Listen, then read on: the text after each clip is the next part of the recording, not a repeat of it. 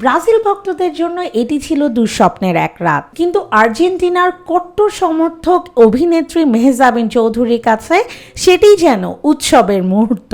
যুক্তরাষ্ট্রের নিউ জার্সির মেটলাইফ স্টেডিয়ামে বসে ব্রাজিলের বিদায় সরাসরি দেখলেন, আর শেষ বাঁশি বাজার সঙ্গে সঙ্গেই উল্লাসে ভাসলেন এই অভিনেত্রী।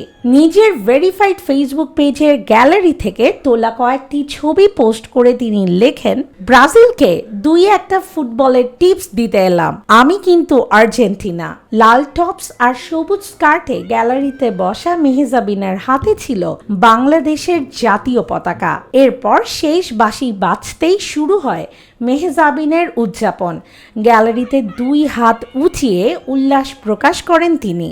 স্টেডিয়ামের বিশাল স্ক্রিনে নরওয়ের জয় ও ব্রাজিলের বিদায়ের দৃশ্যকে পিছনে রেখে একটি ভিডিও শেয়ার করে ছোট্ট ক্যাপশনে লেখেন, বাই বাই ব্রাজিল।